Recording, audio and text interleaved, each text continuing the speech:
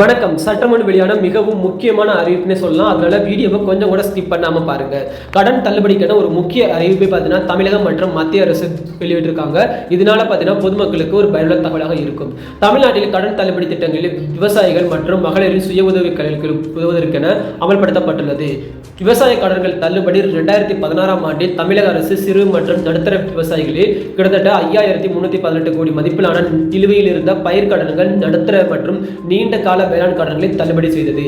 அதனைத் தொடர்ந்து மகளிரின் சுய உதவி கடன்கள் கிட்டத்தட்ட 2023ஆம் ஆண்டில் கிருஷ்ணகிரி மாவட்டத்தில் உள்ள 42.44 கோடி மதிப்பிலான 1046 மகளிரின் சுய உதவிக்குழுக்கு கடன்கள் தள்ளுபடி செய்யப்பட்டு வழங்கியது. அதனைத் தொடர்ந்து 2022ஆம் ஆண்டில் 5 சவரனுக்கு கீழ் உள்ள கூட்டுறவு சங்கங்களில் நகைக்கடன் வைத்தவர்களின் தகுதி உடையவர்களில் கடன்களை தள்ளுபடி செய்வதற்கான தகுதி உள்ள மற்றும் தகுதியற்ற நபர்களின் பட்டியலை தயாரிக்க துணை உதவியாளர் தலைமையில் ஒரு குழு அமைக்கப்பட்டது. இந்த திட்டங்களில் கடன் சுமையால் பாதிக்கப்பட்டவர்களுக்கு நிவாரணம் அளிக்கின்றனர். ஆயினும் கடன் தள்ளுபடிக்கென சில சமயங்களில் கடனை திருப்ப செலுத்தும் ஊக்கத்தொகை குறைந்துள்ளது.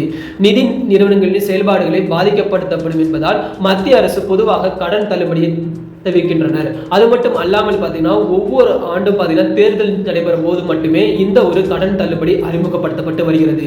அதனைத் தொடர்ந்து இந்த அடுத்த ஆண்டு நடைபெறவிருக்கும் தேர்தலிலும் பார்த்தீங்கன்னா இந்த ஒரு கடன் தள்ளுபடி அறிவிக்கப்படலாம் என்று பொதுமக்கள் மத்தியில் பெரிய வரவேற்பை பெற்றுள்ளது. அதனால் பார்த்தீங்கன்னா பொதுமக்கள் கூட்டுறவு வங்கி கடனுக்கு சென்று 5 சவரனுக்கு கீழான வங்கி கடன்கள், அதாவது 5 சவரனுக்கு கீழான நகை கடன்களை வைத்து விட்டு வராங்க. அது மட்டும் அல்லாமல் பார்த்தீங்கன்னா கூட்டுறவில் இருந்து கடன் பெற்றுட்டு வராங்க.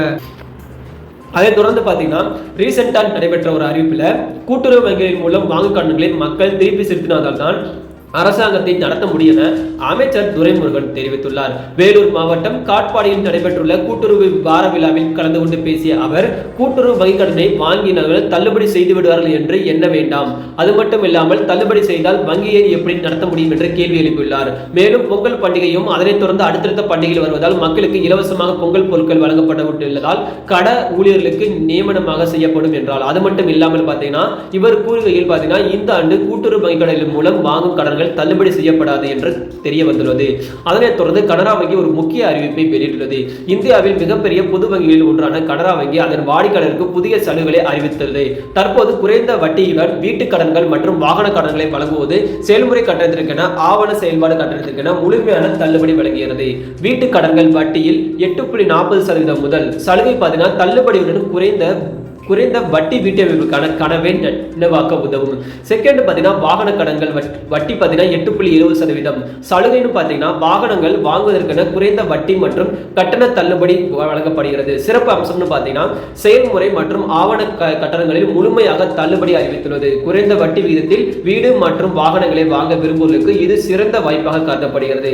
தள்ளுபடி சலுகைகள் குறிப்பிட்ட காலத்திற்கு மட்டுமே செல்லுபடியாகும் என்பதால் விரைவாக விண்ணப்பிக்கவும். மேலும் விவரங்களுக்கு அருகில் உள்ள கனரா வங்கி கிளையை தொடர்பு கொள்ளவும் அல்லது அதிகாரிகளுடைய இணையதளத்தை காணவும். இந்த தள்ளுபடி வாய்ப்பு உங்கள் கனவுகளின் நினைவாக்கும் என்று கனரா வங்கி அறிவித்துள்ளது.